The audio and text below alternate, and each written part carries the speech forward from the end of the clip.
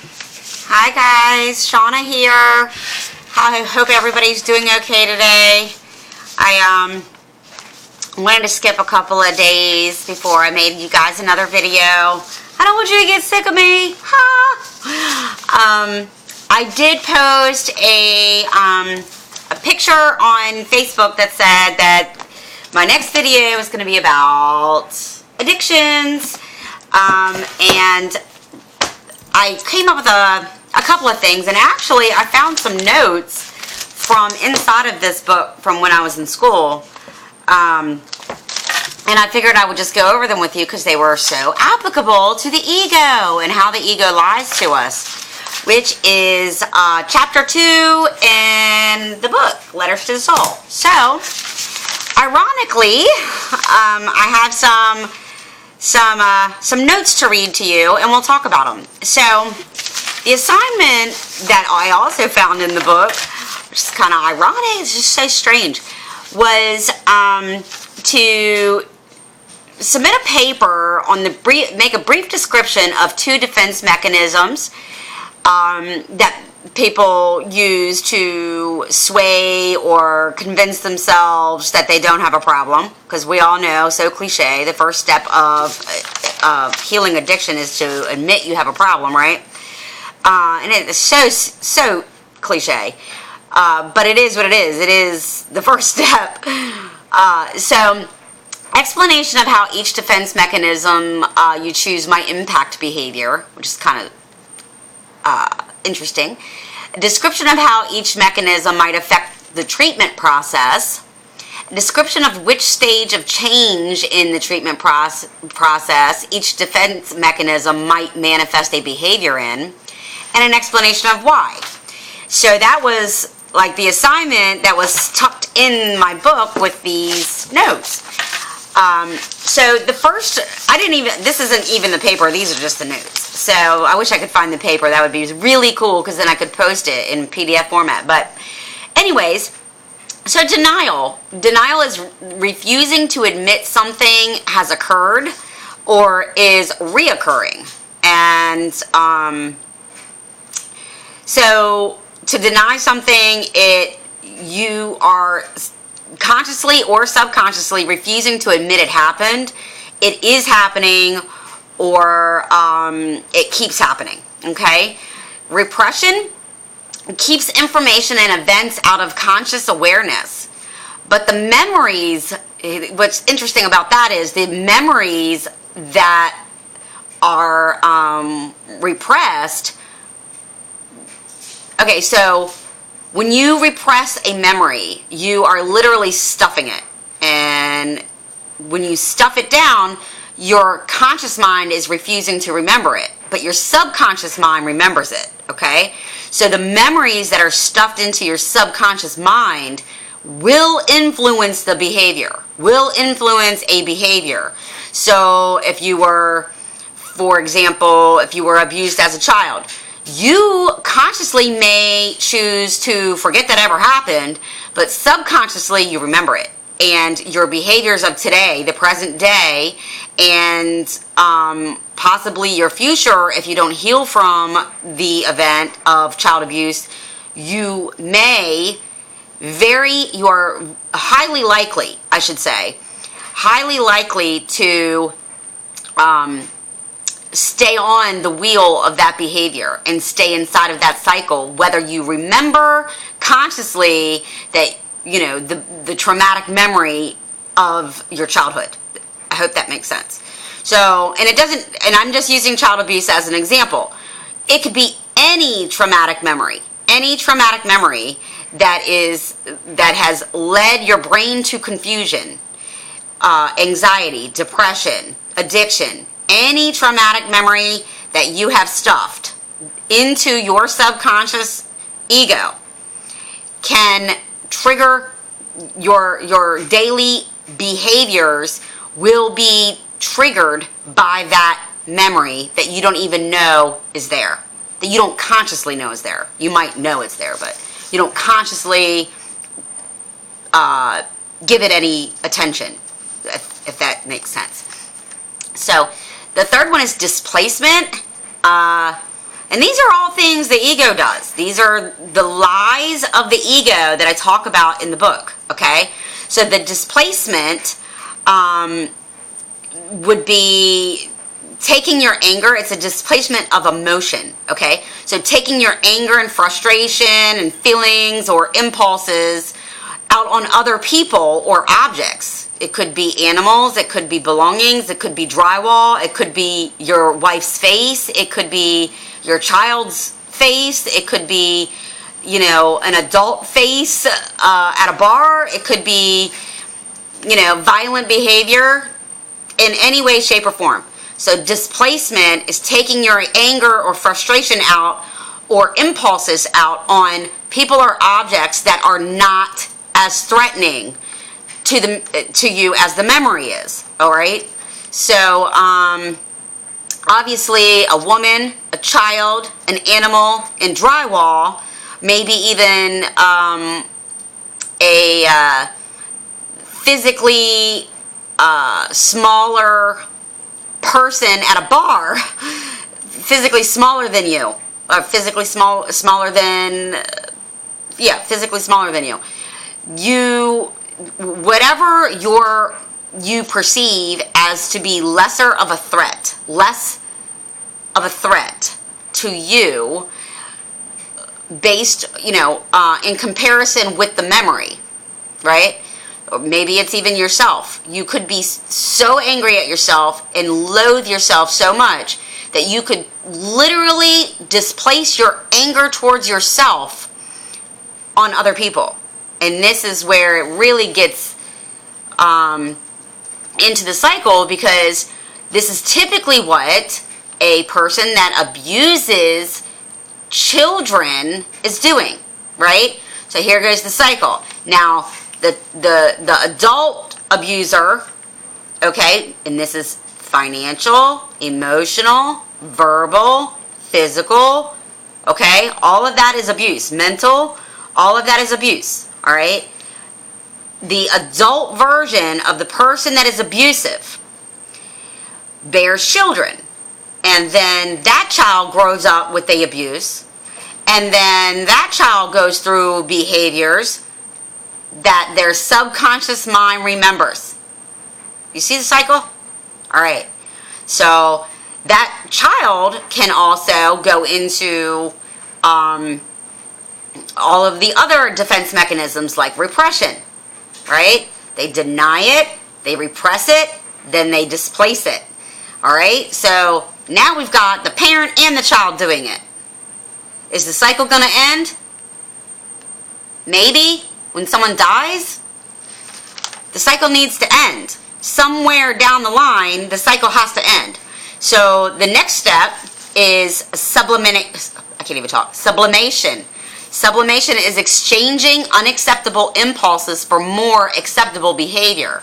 Now, this could be positive, and any person that is in the field of addiction counseling might recommend that their patient or their client go and join a gym, join some yoga classes, do some kickboxing, and that would be a positive exertion of that energy, that impulse, right? But a negative exertion of that energy, again, goes back to the violent behavior. It could be physically assaulting somebody, an animal, a child, or an object, all right?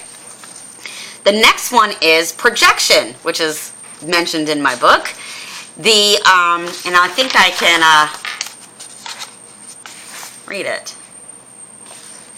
I posted this on Facebook. I know I did. I know I did it. Oh, geez. You know how when you want to find something, you can't find it? You're not even seeing me. I got my whole neck in that screen.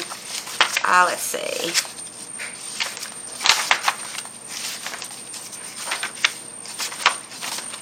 I believe it's in social circles.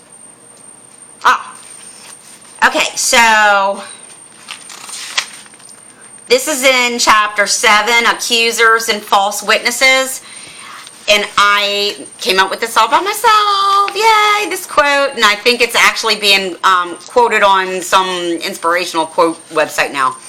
Satan has placed upon the ego a specific assignment to discredit the divine light within us. The ego of a toxic person, and it could be your own, is the conduit by which the assignment can be completed. And when I said this, I literally was talking about anybody on the external and internally. Your own ego can certainly be the conduit by which the assignment can be completed. Now I'm going to read it again. Satan has placed upon the ego a specific assignment to discredit the divine light within us. So, divine light. This book is about spiritually awakening, right?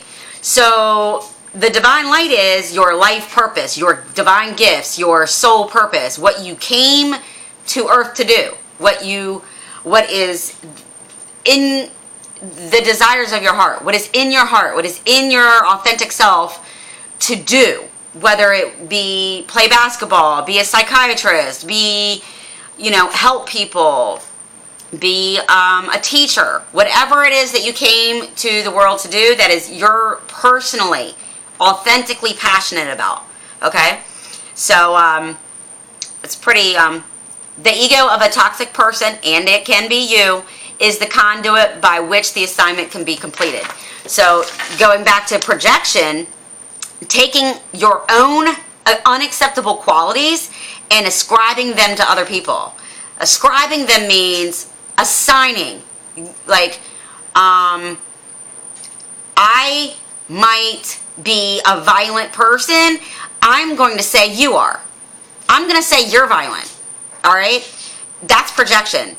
I might be a drug addict. I'm going to say you're a drug addict. And you might not even use drugs. I'm just going to tell people that you are. I'm going to tell people that you're a drug addict, and because I am. That's kind of where the whole misery needs company came from, in a way, because if you're projecting an unacceptable behavior on somebody else, it doesn't matter who it is. Doesn't matter who it is. If you are projecting an unacceptable behavior, you can be a thief. You can use somebody for whatever you want to use them for. Money, sex, housing, whatever people use people for, okay? If you use somebody and then go out into the world and tell people they used you, that's projection. That is 100% projection, all right? And so taking our own unacceptable behavior and qualities and ascribing them to other people.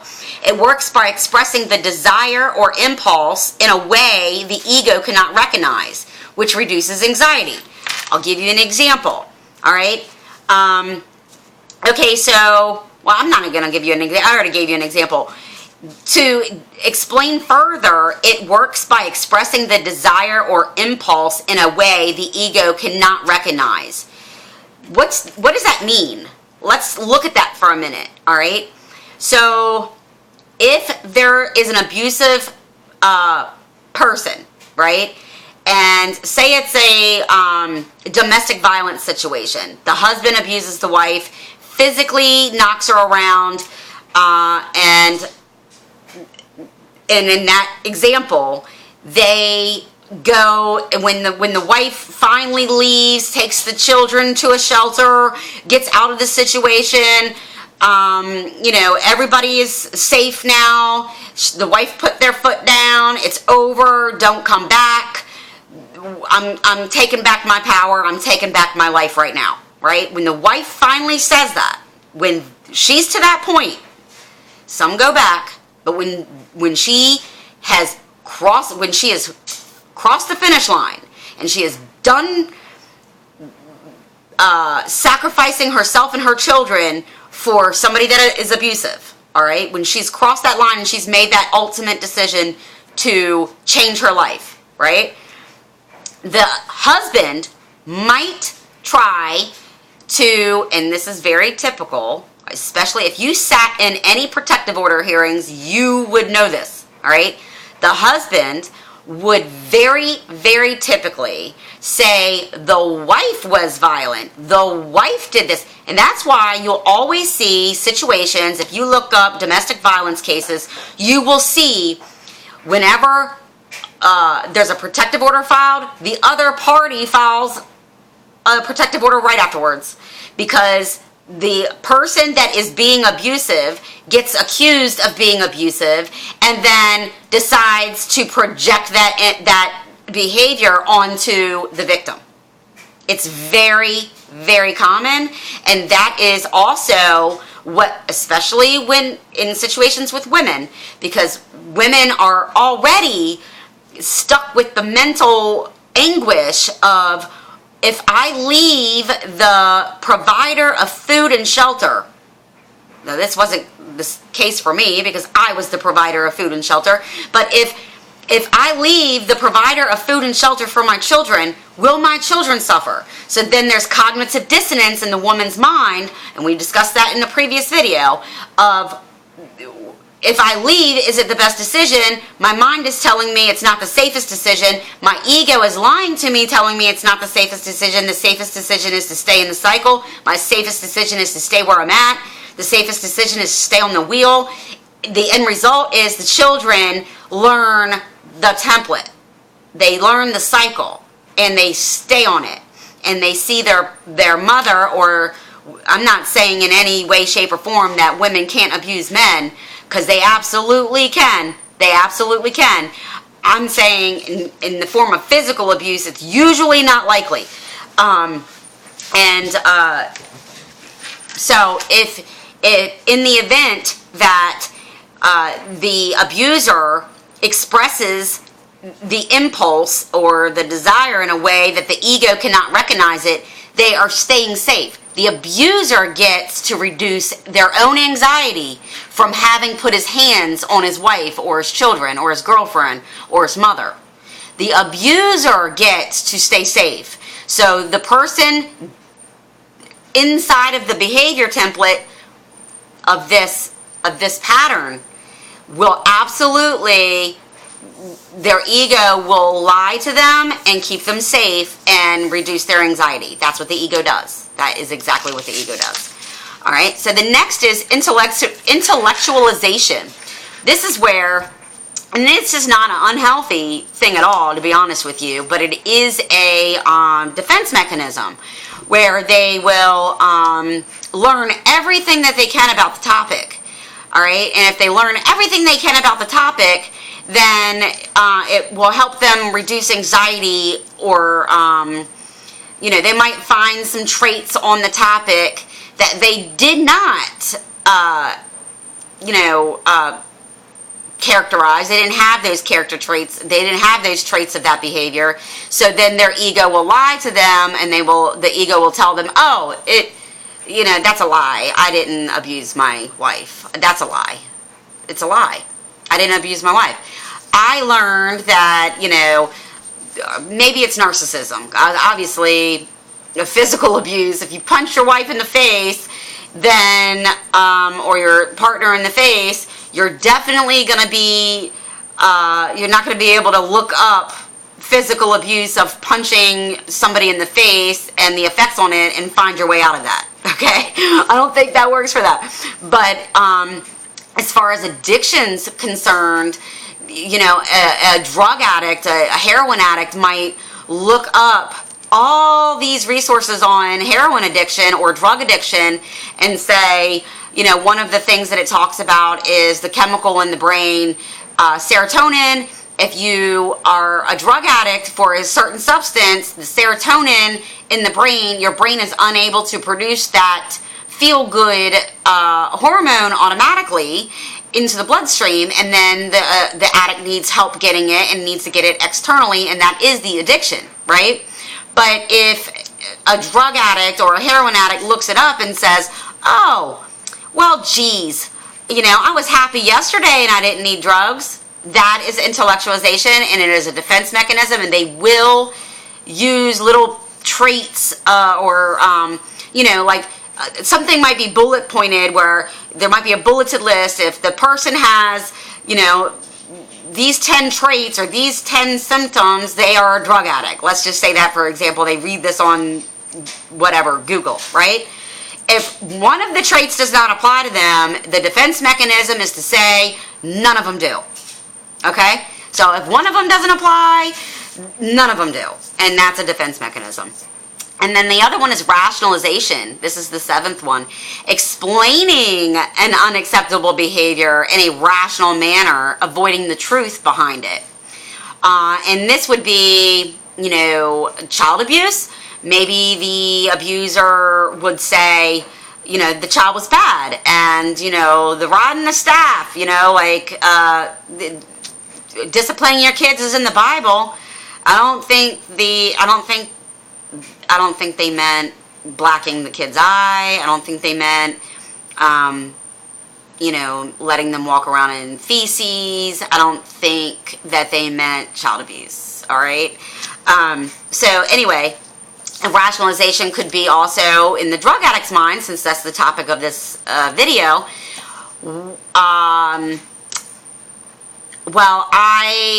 Everybody's allowed to have a good time. Everybody's allowed to have a good time would be the rationalization of a drug addict. Everybody's allowed a break once in a while would be the rationalization of an addict.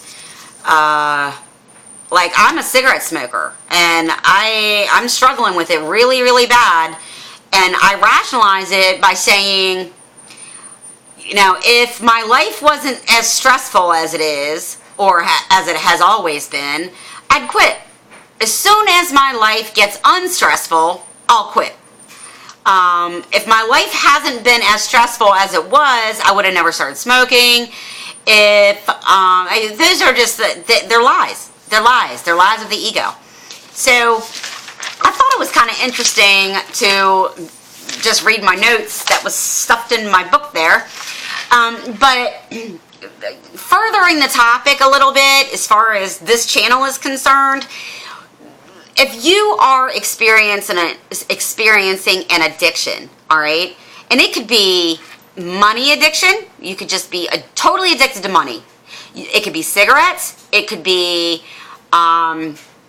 drugs, it could be alcohol, it could be sex, it could be porn, it could be workaholic, it could be gambling. If you are experiencing any kind of addictive behavior whatsoever, therapists or counselors might ask their patient to rate on a scale of 1 to 10, for example, 0 being not at all, 10 being extreme. What is the importance of changing the behavior in their life? Have you been able to examine how important it is, or have you even thought about it? How important it is on a scale from 1 to 10 to change your behavior? Some people might say 3, some people might say 10, some people might say 5, and then the next question is it's going to dig deeper. It's going to say, why isn't it 0? And it kind of makes the person think a little bit. Well, it's not 0 because, it's 5. And it's not 0 because, maybe I know that there's a problem. And that is what the therapist is getting at. They're trying to get the person to recognize the problem and admit the problem. So if it's not 0, then we're leading on to an admission of the problem. It's sort of an open-ended psychological question, but if you really consider it, and this is you, and you're struggling with any addiction whatsoever, and I should probably watch this video for my own cigarettes, right? If you're struggling with any addiction whatsoever, you might say, well, I'm a cigarette smoker, or maybe if you're a heroin addict, or you're a cocaine addict, or you're addicted to the cycle of being in a negative vibe, you're addicted to the cycle of being validated by others, you're addicted to the cycle of needing external love instead of internally loving yourself.